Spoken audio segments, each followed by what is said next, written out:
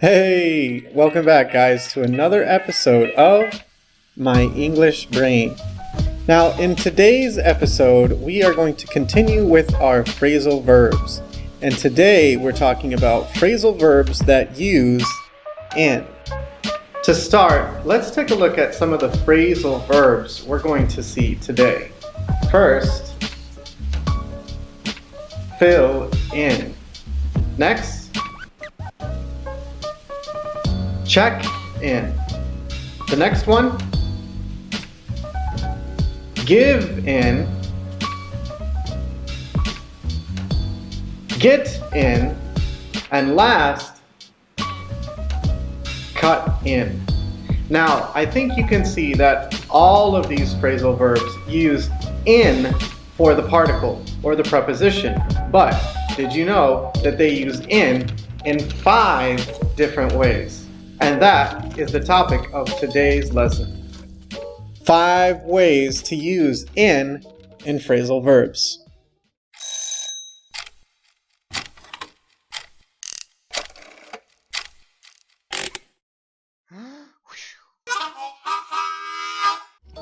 Okay, quick review. Remember, phrasal verbs are a verb and a particle together.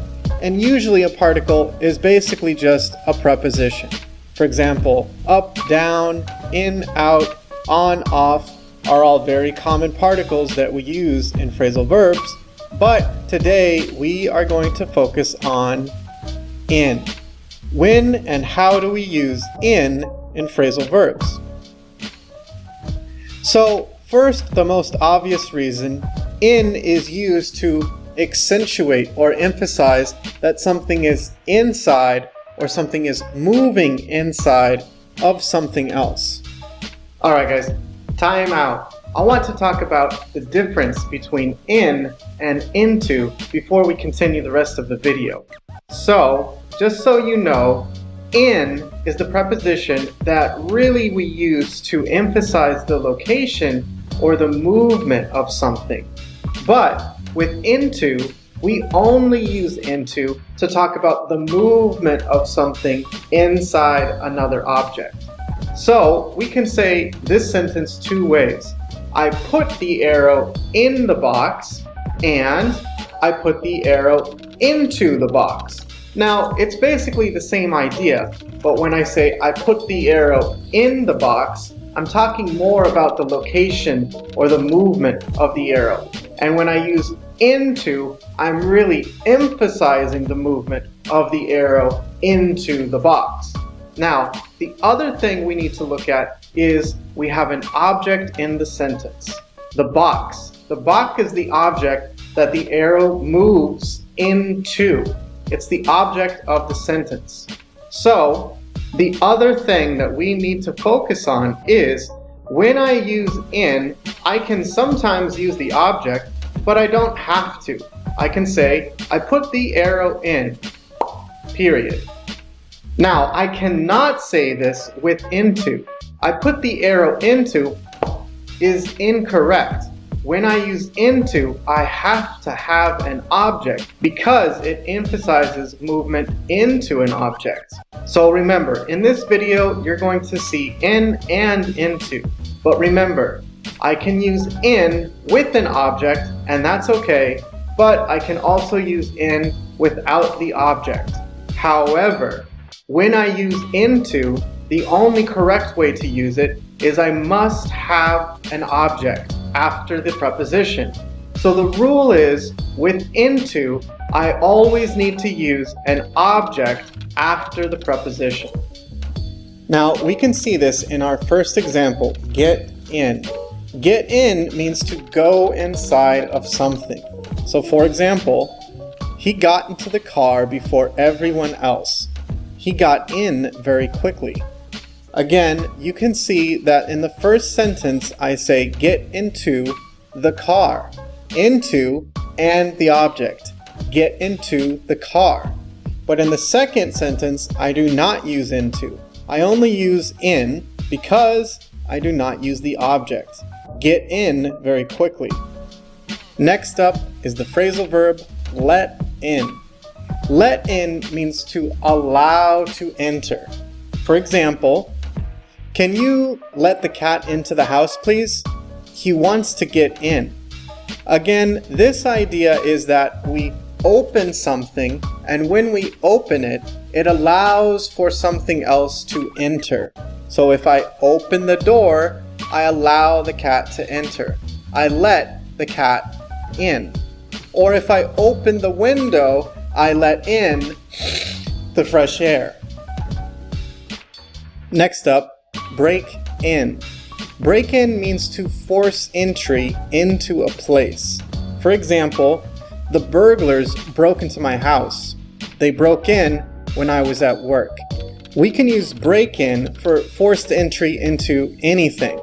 You can break into a house, you can break into a car, you can even break into someone's bank account or their email. If someone is a computer hacker, they break into a secure place online to take information, just like a burglar breaks in to a house to take your things. Take in.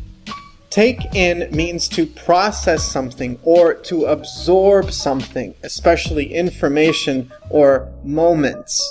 For example, he took in the beauty of the sunset. This means that he took one moment to absorb and to process the beauty of the environment around him. He took in the beauty. We can also use this for information. For example, the information was difficult to take in, but he learned it well. The idea here is that the knowledge is coming into the brain. We are absorbing the information. We are taking it in. The second reason that we use in is to talk about becoming part of something. When you are in a group, it means that you are a part of that group. Or if you're in a conversation, that means you're part of the conversation. So we use in a lot to talk about the idea of joining a group or to join a conversation.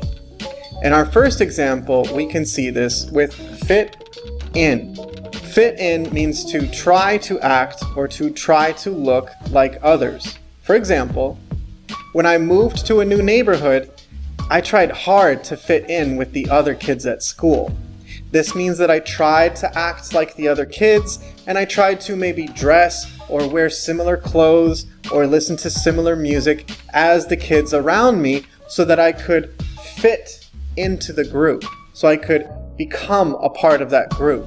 So fit in is to try to become a part of a group by acting like the group or by trying to look like that group.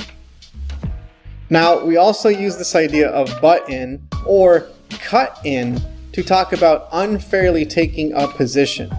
So, for example, I hate people who try and cut in line.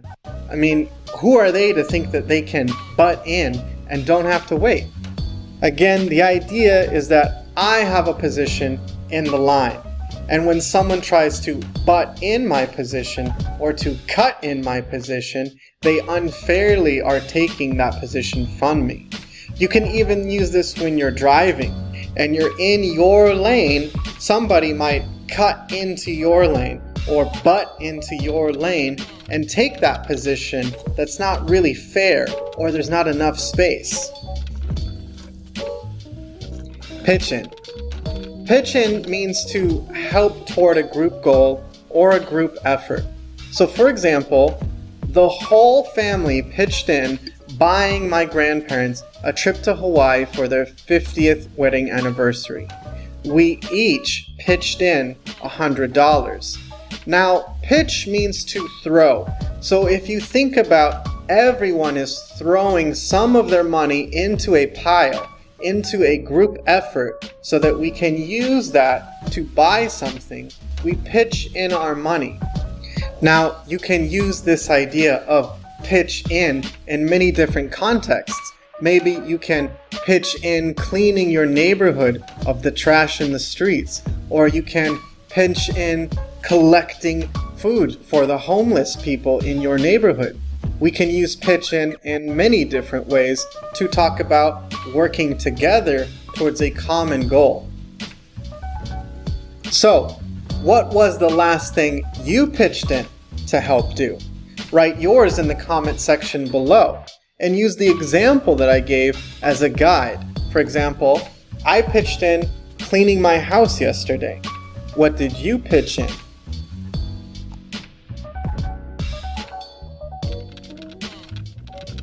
The third reason that we use in is to emphasize the idea of arriving to a place or receiving something. In this example, we can see that the woman is arriving to the house, or she is coming into the house. So oftentimes when we use in, the idea is that we are now experiencing it. It is now here. So we are receiving it for the first time, or it is arriving for the first time. We can see this in the phrasal verb check in. Check in means to register information at the hotel or at the airport. For example, the airlines say you should check in at least 2 hours before your flight. The idea is that when you check in, you're giving the company your information to let them know that you are here now, that you have arrived to the place. Now, we can also say when you leave, you check out. So, check in to the hotel and check out of the hotel. Get in. Get in means to arrive to your destination. For example, my flight gets in at 7 o'clock in the morning. Can you come pick me up? Again, the idea of get in is that you arrive to where you are going. You can get into the city you're traveling to. You can get into your office in the morning at work. Or you can even get in late to your house at night after you go partying with your friends. Sink in. Sink in means to realize something, or to feel something, or to understand something that you didn't before. The idea of sink is a sinking ship slowly goes down into the water. And in the idea of when we feel things, it's like that feeling is sinking into our brain until we finally realize it or we finally understand it. So, for example, the death of his mother didn't sink in immediately. It was a few weeks before he really felt it. Again, this is the idea of it took some time for that feeling to sink into his brain and actually feel it. Now, we use this a lot when we don't feel or understand or realize something immediately. For example, it might be a few weeks before the phrasal verbs start to sink into your brain. Okay, reason number 4 that we use in, to fill something. Now, when we use in, we often talk about filling a position or a space, or to color a space. For example, color in. Color in means to mark or fill completely. In the example, coloring a picture is a great way to calm down. You completely fill the space with color. You color it in. But we also use fill in when we say that we provide missing information. We sometimes need to complete a form for an application. For example, when applying for a job, you have to fill in your personal information on the application. You need to fill in all of the blank spaces. Fill in can also mean to provide missing information, as in the knowledge that we have. For example, my coworker filled me in with what I missed in the meeting at work. Now, I did not go to the meeting, so there's information that I don't have. There's information that I am missing. And so my coworker fills my head. They fill me in with that missing information. Alright guys, the last reason that we use in is when we want to talk about releasing control or to surrender to someone else. So we often use in to talk about losing control or to give control, or even to stop trying and to stop fighting. We can see this very clearly in the phrasal verb give in. Give in means to stop fighting or to stop resisting. So in the example, the criminal gave in to the police when they surrounded him. The idea here is that the criminal is outside of the control of the police. And when he gives them control, he gives in to the police. He is giving himself to the police. And this idea, he is moving into their control. So he gives in to their authority. He gives in to the police. We also use this a lot when we're talking about arguments. Give in can mean to stop arguing, and it can mean to accept that you are wrong. For example, during the argument with his girlfriend, he gave in and admitted that she was right. Again, the idea is that he's giving her control of the argument. He gives in to her by saying, okay, you're right and I am wrong. I give in. I surrender. This idea is also with cave in. Cave in means to collapse under pressure. So for example, the walls of the house caved in during the earthquake. The idea is that the strength of the walls is weakened and it, under pressure, loses control. It stops fighting. It stops resisting that pressure and it caves in. We use this a lot when we're talking about accepting a request or accepting a repeated request from another person. For example, after months of asking my boss for more money, she finally caved in and gave me an 8% raise. Again, the idea is that I am putting lots of pressure on her by asking her and asking her again. So her strength of saying no, she finally caves in to my request and she says yes.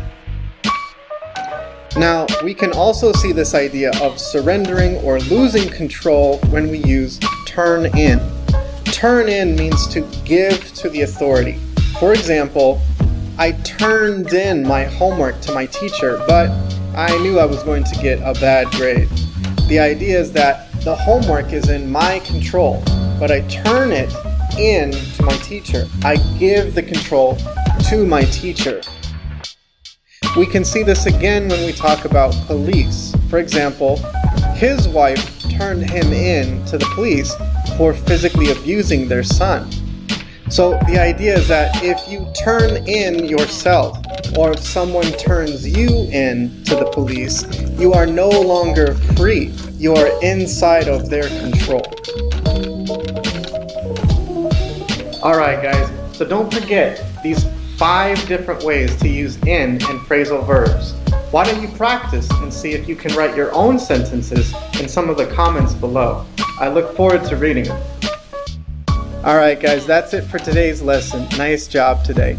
Don't forget, if you have not already, to subscribe to the channel and turn on the notifications so you can see each lesson that I post.